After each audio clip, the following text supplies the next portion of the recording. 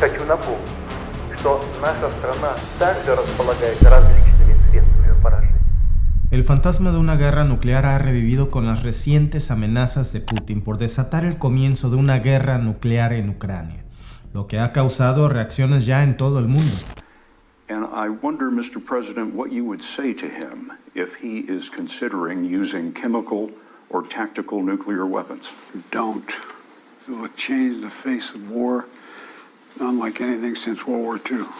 Aunque hasta ahora el único país en la historia que se ha atrevido a usar bombas atómicas ha sido precisamente Estados Unidos, y lo planearon de tal manera que causara la mayor destrucción posible, lanzándolas en dos importantes ciudades repletas de civiles inocentes que fueron totalmente aniquiladas, marcadas hasta el sol de hoy en sus nuevas generaciones y sobrevivientes que siguen sufriendo las secuelas del peor ataque nuclear jamás visto. Así que para tener una idea de lo que estas amenazas recientes de Rusia representan para la humanidad, en este video vamos a hablar del ataque a Hiroshima, la ciudad que aún sigue siendo víctima de una guerra de hace 70 años. Te sorprenderá conocer las enormes similitudes que existen y fueron precisamente la antesala de este terrible capítulo de la historia mundial, una historia que es necesario conocer si no queremos repetirla. Pero antes de decírtelo, quisiera pedirte un gran favor. Si te gustan nuestras investigaciones, ayúdame suscribiéndote a nuestro canal de YouTube y de Facebook y comparte. Es totalmente gratis y es la mejor manera en la que nos apoyas a que más personas sepan de esto. Si te preguntas por qué en este video hablamos más que nada de Hiroshima, en pocas palabras es porque el ataque de Nagasaki solo fue para asegurar. Estados Unidos consideró que una sola bomba no era suficiente para hacer que los japoneses se rindieran, así que 3 días después también bombardearon Nagasaki. Pero en realidad, ambos ataques comparten los mismos secretos oscuros y consecuencias para los inocentes. Entonces, ¿qué pasó en Hiroshima?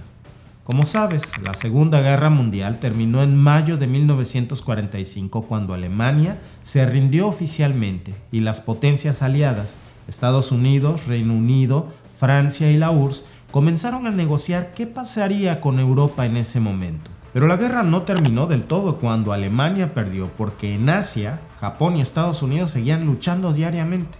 Aunque se podría decir que Estados Unidos iba ganando, las fuerzas militares de Japón sorprendieron cobrando miles de bajas estadounidenses, desde el ataque de Pearl Harbor hasta las batallas en las islas de Okinawa o Iwo Jima, un Japón que se quedaba sin dinero ni recursos porque ya no tenían aliados. Sabía que Estados Unidos planeaba invadir los principales puertos comerciales e islas, así que idearon un plan de defensa extremo para reforzarse, cortándole la comida y servicios básicos a la gente para seguir financiando la guerra. Y aún así, ciudades como Hiroshima sufrieron ataques y bombardeos constantes. Ahora sabemos que unos 300,000 japoneses murieron de hambre en aquellos años, pero ni siquiera eso justifica la tragedia que cayó sobre Hiroshima el 6 de agosto de 1945, cuando un avión modelo B-29 llamado Enola Gay lanzó la primera bomba atómica de la historia, con su nombre escrito bien grande, casi a modo de una burla muy cruel para la humanidad, Little Boy, y explotó a varios kilómetros del suelo, liberando unas 15,000 toneladas de TNT y uranio que causaron el desastre inmediato de casi 100,000 muertos en solo el primer día. Y en este primer ataque no hubo un acto de remordimiento, no hubo, como en las famosas películas de Hollywood, un que Dios nos ampare antes de presionar un botón. Lo que hubo es una burla descarada y premeditada, hasta con el mismo nombre con el que bautizaron la bomba. El Enola Gay escogió el punto más crítico posible, el gran puerto de Iwo, que conectaba todo el centro de la ciudad en 3 vías y solía ser muy concurrido, así que te puedes imaginar lo fatal de la explosión. Miles de personas murieron en ese mismo segundo. La onda expansiva era de una potencia nunca antes vista y llegó a destruir prácticamente todos los barrios y casas de las personas, pero también los edificios industriales de hormigón y los cuarteles militares. Los que no murieron por la explosión no duraron mucho, por culpa de la radiación y la cantidad inhumana de reacciones químicas letales que soltó la bomba. Los sobrevivientes cuentan que fue como pasar de un día normal y soleado al infierno mismo.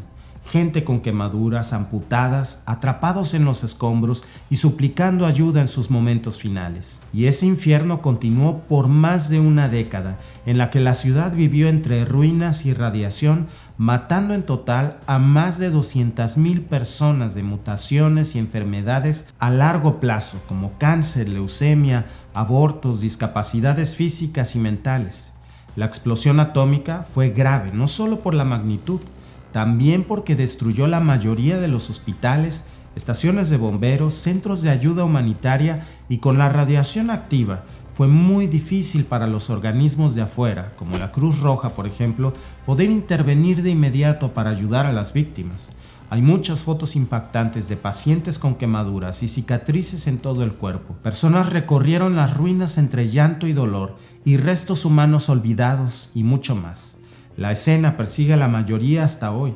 Incluso con la ciudad reconstruida y funcionando, es imposible no encontrar un tributo o un monumento a la tragedia en cualquier calle. Pero ¿por qué Estados Unidos lanzó ese terrible ataque? ¿Y por qué en Hiroshima? En 1942, el presidente de Estados Unidos, Franklin D. Roosevelt, aprobó un programa ultrasecreto para desarrollar las primeras armas nucleares llamado Proyecto Manhattan. A Estados Unidos le preocupaban tres cosas. Primero, Alemania tenía ya una década tratando de usar la fisión nuclear para fabricar armas, con apoyo de científicos de élite y un lobby político que se basaba en la resurrección del país ante las potencias que lo tenían sometido, lo que provocó una huida en masa de personas y figuras opositoras al régimen de Hitler, incluso antes de la Segunda Guerra Mundial. Ya con la guerra en su punto más alto y viendo que la energía nuclear sería mucho más devastadora que un arma común de pólvora o incluso los químicos, la política exterior de Roosevelt le dio prioridad a la defensa de Europa y decidió desarrollar sus propias bombas atómicas. El segundo factor, es difícil imaginar hoy a Rusia peleando codo a codo con Estados Unidos, pero en ese momento la Unión Soviética se unió a los aliados para vencer a Alemania, pero luego vieron interés en someter a Japón antes que los estadounidenses para lograr convertirlos en una nación comunista y ganar una zona estratégica para expandirse al resto de Asia, cosa que a Washington no le gustó. Esto hizo que Estados Unidos quisiera terminar la guerra por cualquier medio y antes de que los soviéticos pudieran invadir la isla. El tercer factor, como mencionamos, las miles de bajas norteamericanas en Japón sacudieron al país y la opinión pública exigía terminar con la guerra lo antes posible para cuidar a los suyos. Además, en 1945 falleció Roosevelt. Roosevelt, que estaba descansando en su casa veraniega de Warren Springs, Georgia, murió de hemorragia cerebral. Fue el 12 de abril de 1945. Ningún presidente desde Lincoln fue tan llorado como Roosevelt. Y quien tomó su lugar en la presidencia fue Harry Truman, que de inmediato estableció un comité de asesores para decidir cómo se debían usar las bombas atómicas.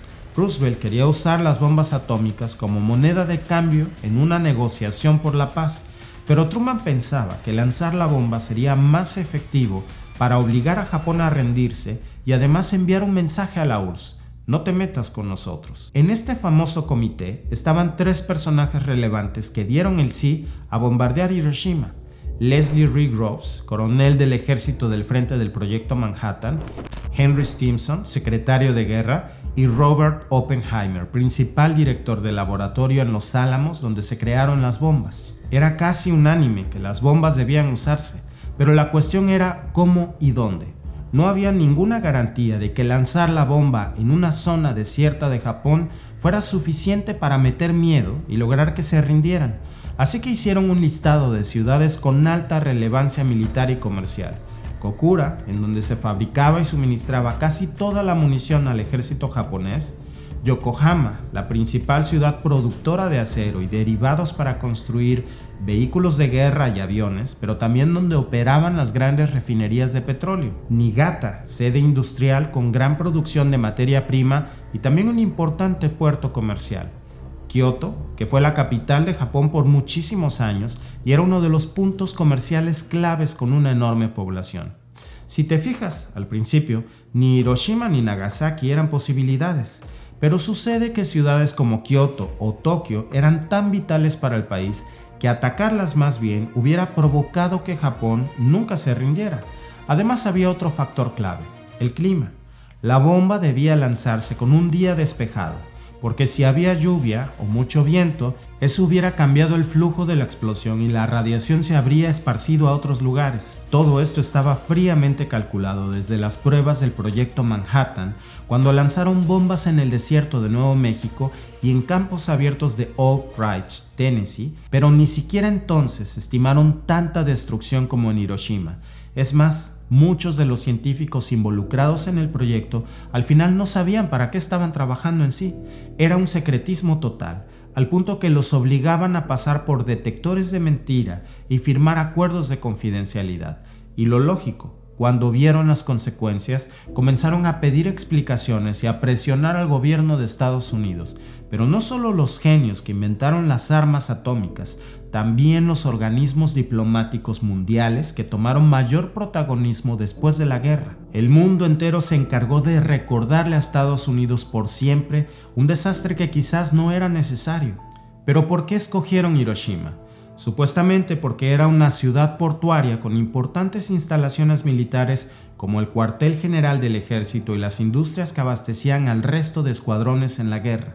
El presidente Truman siempre dijo que la bomba atómica era como un instrumento mágico que se usó para evitar miles de muertes más, tanto para Estados Unidos como para Japón, aunque casi todo el mundo se fue en su contra por llegar a ese extremo de aniquilar a tantos civiles inocentes. Luego está esa famosa carta donde Truman se defiende de las críticas y dice básicamente que Japón se lo merecía, que Hiroshima y Nagasaki no fueron más que un pequeño sacrificio necesario para terminar el conflicto de una vez por todas. Pero la realidad era mucho más oscura que eso.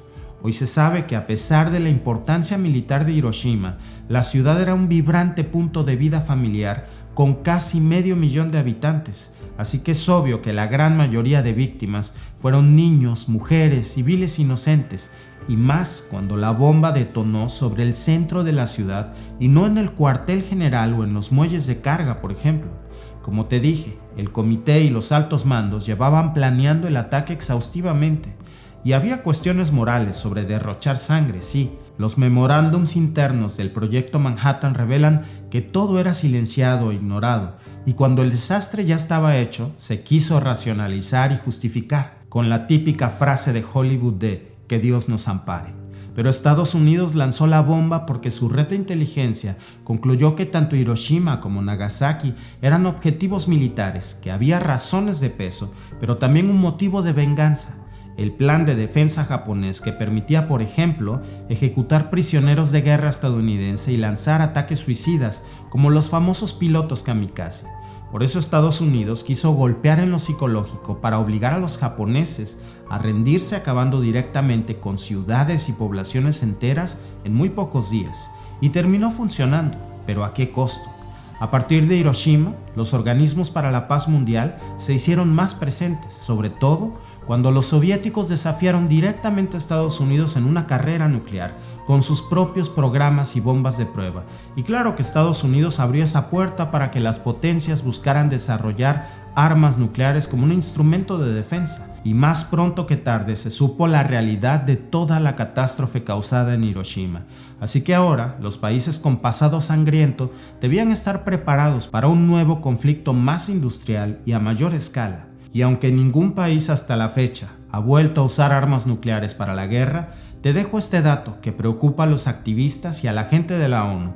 El 91% de las ojivas nucleares de todo el planeta, entre las que se fabrican las nuevas y las que llevan décadas almacenadas, son propiedad de solo dos países, Estados Unidos y Rusia. Rusia desarrolló la mayor cantidad de estas armas durante la época de la Unión Soviética en plena Guerra Fría, pero no es el único país que ha desarrollado armas nucleares. En el mundo hay un total de 12.700 armas nucleares. Después de Rusia viene Estados Unidos con 5.428. Por eso es que la reciente declaración de Putin nos hace recordar los devastadores efectos de Hiroshima y cómo el fantasma de la amenaza nuclear ha vuelto, pero ahora del lado ruso. Pero me gustaría saber en los comentarios tu opinión. ¿Crees que existen similitudes entre la historia del desastre en Hiroshima y la escalada de amenazas nucleares que hay ahora en Ucrania? ¿Cómo podríamos evitar repetir la misma historia con consecuencias tan devastadoras? Voy a estar leyendo tu opinión en los comentarios. Te veo en el próximo video.